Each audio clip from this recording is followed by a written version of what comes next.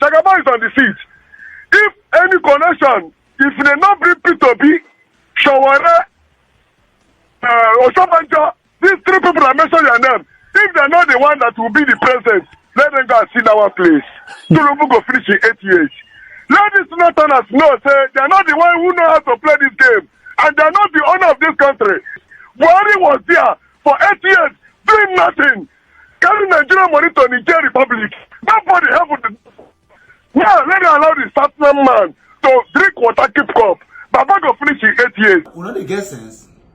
They do now. Now, you the worry now. Because your party, leader don't talk. Who be leader? Are they leader? I mean, they be ruler. They be leader. I mean, they be ruler. I don't go get sense. About the law rule, 1989, he give power to the North, full animal, grabber. We give us vice, good luck, Jonathan. The yard where I can't die. Hey, good man, can't die. Good luck can't take over. They don't talk fridge, I won't tell you. Now they say, they won't come out. Now they carry power, go give North. North can't rule for 8 years, complete bang. You know when they rule before. Constitution say, power must be rotational. Power can't come to SARS. Now they say, they won't come out with the case. We cannot continue like this. Every 4 years, leaders will come together to form a political party to unseat a sitting president. They did that same thing to President Jonathan. And after that time, Nigerians supported them. They came into power. They spent 8 years in power and nothing changed. Nothing. We did not see anything that changed in this country because of a new political party was formed. So we cannot continue with these people. These people, they are old. They have been in power. All of them, they have been in power. We cannot continue supporting them. So I'm advising everybody watching this video, don't even dare of supporting these people.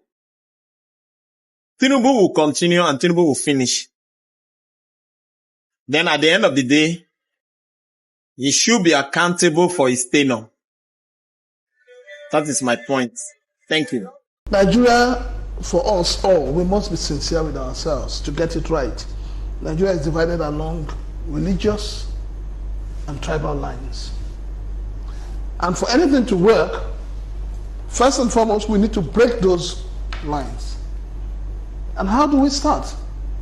Let us start by, first of all, making everybody become partners in the project called Nigeria. So that in such a way that whether you're from the north, from the east, from the south, from the west, the first thing that comes to your mind is that you're a Nigerian. And then the second thing that comes to your mind is what state or region you're from. You see, as long as, I keep saying it, as long as we keep practicing state of origin, as long as we allow religion to meddle into our constitution and our way of life, speak all the grammar you want, profess good ideologies, it will still boil down to two things: religion, where you're from. So the time for us to do away with state of origin is long overdue. And that is what I've been expecting the National Assembly, the Ninth Assembly to do, to help Nigeria to evolve into a country where people can say, first, I'm a Nigerian. What is Tinubu, or what has Tinubu done that Buhari did not do more than 3 times? Buhari selectively appointed only the North.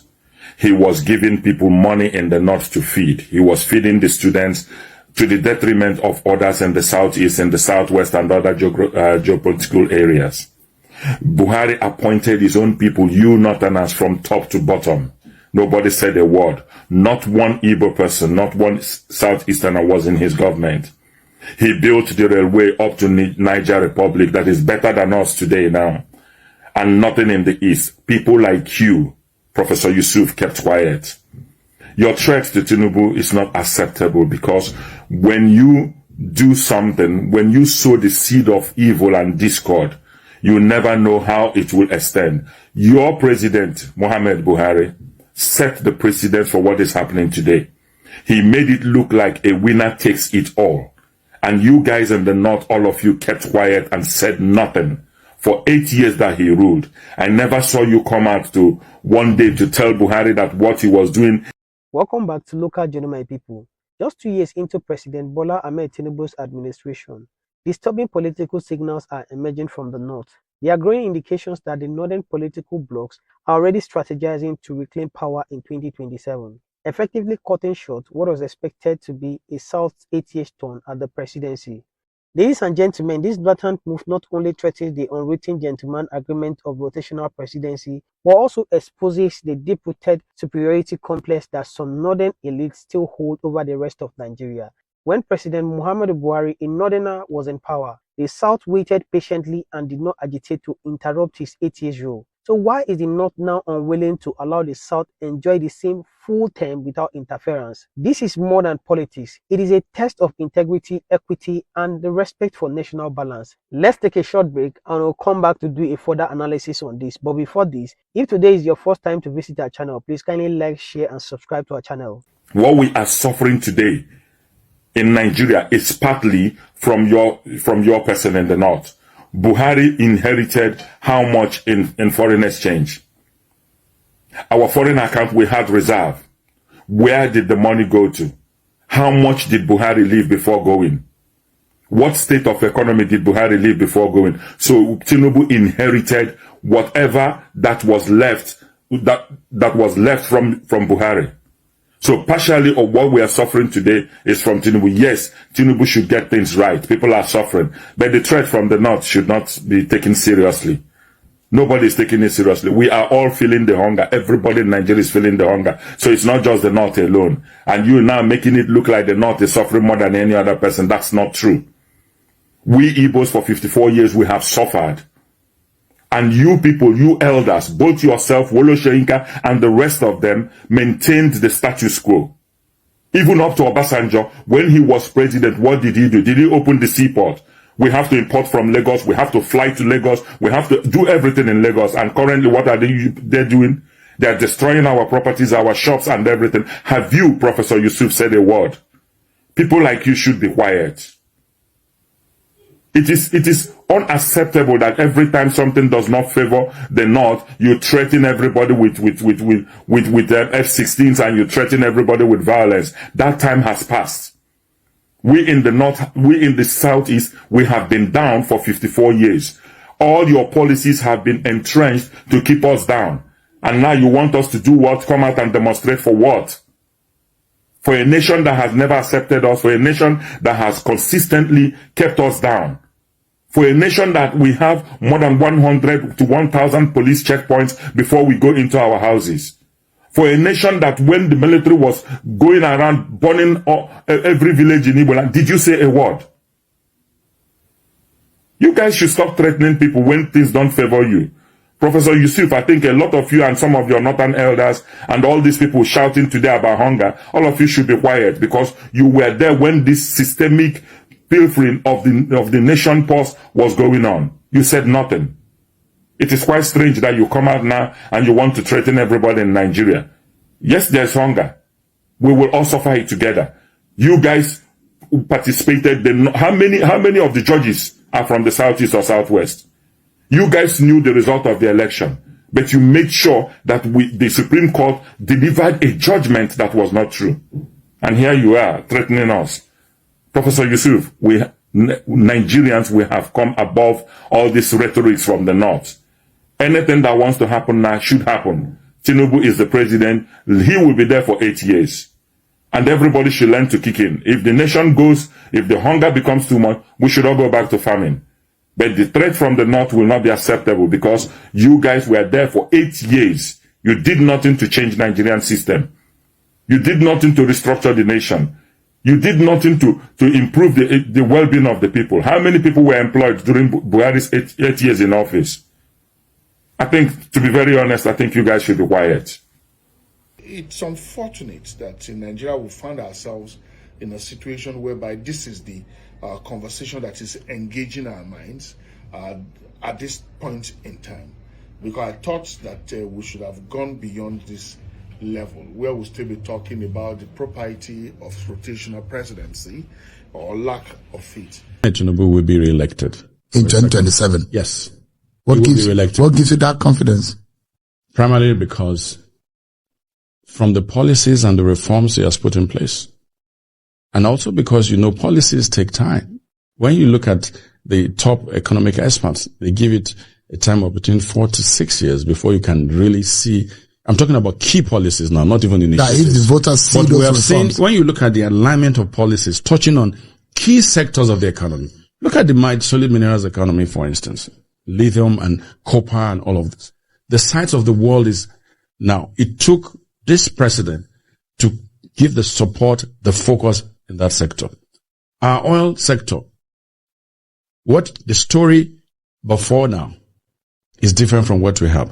The educational sector, the agri sector, the health sector. As we speak, 5,000 primary health centers are being reinvigorated. Already 1,000 are fully operational.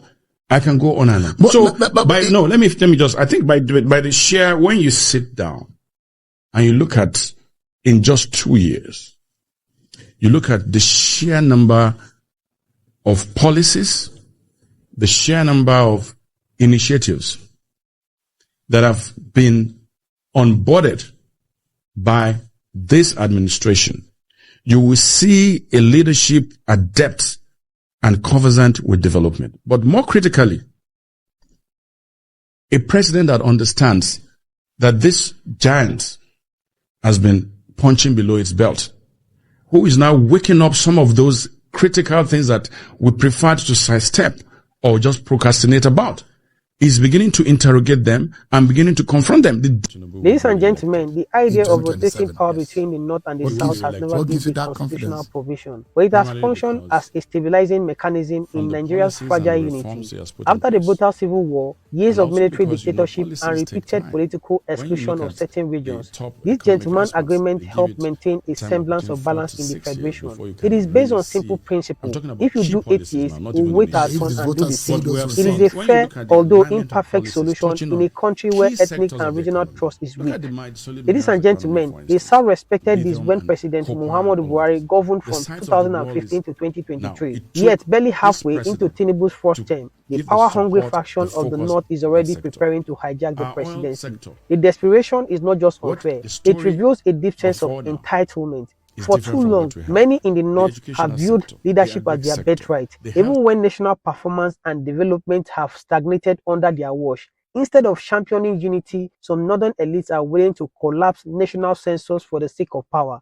This is why Nigeria must rise above ethnic sentiment and ask, is leadership a privilege for one region or a shared responsibility across the nation? If Nigeria must move forward, then the North must stop acting like the central landlord of the Nigerian project. No region owns this country. Every part of Nigeria, north, south, east, west, has sacrificed, contributed, and earned the right to participate equally in its leadership. The attempt to topple the South's turn, barely halfway into its cycle, is not just a betrayal of trust, it is also an insult to national unity and political maturity. If this country must continue to be one, Nigerians must defend fairness. The South has waited patiently and respected the unspoken power-sharing pact. Now it's time of the North to do the same. This country cannot progress under the weight of superiority complexes and political bullying disguised as strategy. If Nigeria must survive, then every region must be respected, and rules, whether written or not, must apply to all.